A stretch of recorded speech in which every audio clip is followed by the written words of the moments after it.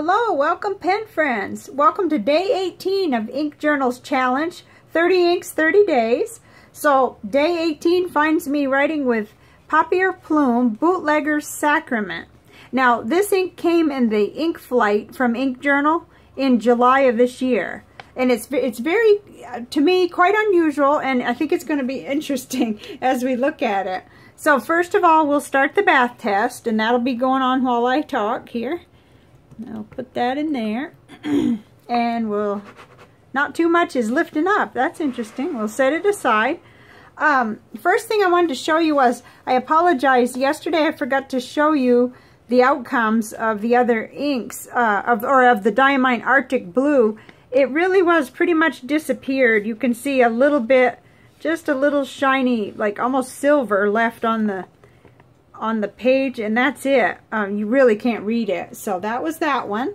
And then yesterday's Noodler's Antietam did stay on the page quite well. You could still read it even after that long time in the bath water there. So wanted you to just get a glimpse of that. And I intend to do that each time as we start, show you the day before. But I was a little distracted. So here we are on day 18 with this kind of a plum color. And it's another one that's a little bit difficult to show on camera. But it's sort of a muddy purple kind of a sort of a color. Let's see, 6, that was J. Arbonne Poussière de Lune. So, and you know, it's in the ballpark, but not quite. This one's lighter, I think, and not quite as purpley. So let's get right into it and see how it did on my Rhodia Gold Book Journal here. It looks nice. It's darker than a color ink I would normally pick, but I was real intrigued by this. It's very interesting. Apparently, this was made for the like a special limited edition for the Chicago Pen Show this year, and I wanted to see how it wrote, and of course the 2 milliliter sample is not a lot, but it's enough for me to get a good idea how it writes and everything. So it's very dark but pretty, and we'll look at it on all these different papers. Oh, availability, it seems very limited. On the Papier Plume website, which I will link for you, they ask you for your email. They say, you know, out of stock, you know, it's like a notification opportunity, but I really don't know what their normal policy is even for these inks, whether they're limited at first and then they come out. I'm too new to the hobby, and somebody who knows more on that might chime in the comments, because I don't know for sure what the typical availability is, if it's made for a pen show exclusive or whether it's just limited edition. So let's see how it did on the Cafe Note. This is from Nanami Paper Company, and it did really well. Actually like it better on this paper. This is a little whiter than the Ivory Gold Book, so I liked it better on here, and I think I'll like it better when writing letters too than I liked it on that deeper ivory. So it worked out good, and oh, I didn't put what day I'm on for my challenge. This is day 29. I've almost got 30 days down with the low carb and intermittent fasting, and it's all going really well. There's just a couple things I'll need to get some blood work to make sure I'm not depleting electrolytes. So but this, I liked it. I can see some shading. I wonder if you can see that here.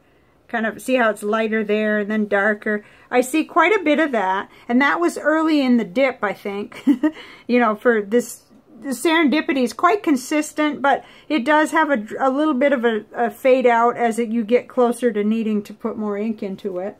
Now, it's not drastic though, and I really like how it looks. So, okay, next is to show you how it did on the envelopes. And that was pretty standard. It feathered a lot on the cheaper envelope. I think we're going to hear that every day probably. But it did really good on the Clairefontaine. Let's see if I can hold that up. Huh.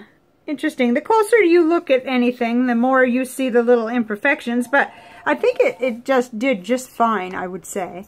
So there's that. And then on the Leuchtturm, it really looks nice. I see a lot of shading, no feathering, No bleed through or anything like that. And then on Clairefontaine as well, it looks really nice. So, real pretty. Okay. Then we have CVS caliber paper, filler paper.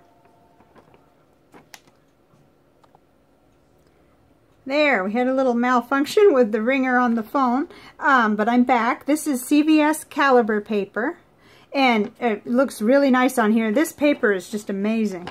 I am so happy to have this paper. No bleed through whatsoever. And then, I'm going to peek on the Office Depot College Ruled. It looks real good. Maybe just a little bit. I mean, I sometimes notice that it looks a little wider, so you could probably call that a little bit of feathering on some of those. But whenever it's acceptable to me, I just make a check mark because that'd be okay with me for the writing. So I'm not really all that picky in that journal. So then there's the Rhodia, another real high quality paper, and it looks real good on there. Okay, so that's those tests. Now for the fun part, which actually was very challenging, but here we go. I got it onto a comparison chart. Let me move this Rhodia Gold book right out of the way and see if we can't have it here. And it doesn't actually compare with very many inks, but we will get out the other purple because I noticed after I did this that there were some more closer. Now this one here, the Papier Plume Bootlegger Scarlet Letter, what I understand is that this was limited and it was available, it was sent to Ink Journal. It was like an Ink Journal exclusive. It was something that they had tried first, but they settled on this one. That was written right on our little chart. If you get the ink flights, you would have their explanation about that. But if I'm remembering correctly, so this is not really available. It was just something that didn't work out, or it wasn't, you know, they settled on this shade, I guess, for the pen show, for the limited edition inks. So at first I thought it was going to compare to the KWZ standard brown pink, but it didn't really, not really. And then I realized it doesn't really compare to much of anything on here. So let's get the purple. Well, this will be our base here. This was the day that we were doing the J. Arbonne Poussière de Lune, and when in retrospect, you know, it's a little closer to that, even though you still can't really. So here's the Papier Plume Bootlegger Sacrament, and it really doesn't compare to that even. But let's go right across, and then Noodler's Violet. Well, no, that's a bright purpley, kind of dark, and then we get way out of the range over here. But the Amethyst de Laurel, same thing. You're not quite in the same ballpark even with any of these. So this is probably because of my ink sample collection is not that vast. It's huge for me in my mind, but I don't have everything. So I'm thinking you guys may know of something that comes closer or would satisfy someone if they're looking for that ink and they can't find it. Like I put my email in just to see if I'd hear if it would ever become available, because it doesn't really compare to this one either. See how much pinkier or darker, although it has that reminiscent kind of, you know, shade. Not quite. Almost feel colorblind today trying to figure out where to put this ink. So there you have it. Anyway, though the crystal's a jasper, another form of jasper. Yesterday we looked at the lion skin jasper, and I meant to say what that was, but it did make me think of that because it has that dark, it has some of the color in it that catches if you get it just right. So this is one of my favorite pieces. So let's talk about a couple more things and then we'll be done. We'll bring this back over. Oh, look at that. It's actually staying quite, yeah, I mean, the color came up, the pigment of the color, but I'm seeing black ink almost left behind there. So it'll be interesting to see tomorrow morning what happened. So I just had, oh, well, we'll leave that for last. I just had to say that, and I'm looking at my schedule because we have now the funeral arrangements are made. And so as far as my videos, there'll be a video every day. So we're here, this is Tuesday. Wednesday, Thursday, Friday. So Friday and Saturday, the 21st and the 22nd, the timing may be really unusual on those, and it may be that I'll have to upload sort of a day behind, because I don't start working with the ink until the actual day that I'm on that day.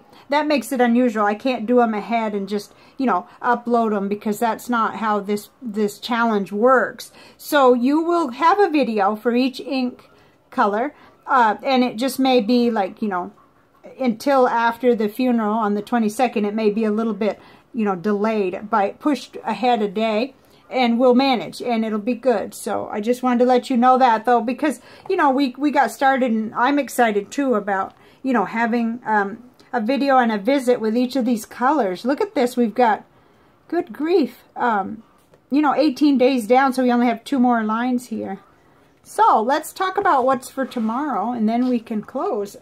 Tomorrow is a beautiful blue, and it's Roar and Klinger Verdigris, and this one was from Pen Friend Sue, so it's pretty. I'm not sure if you're seeing. Let me flip that overhead light off for a minute. That actually doesn't make any difference. This appears in the camera a little darker than what it is.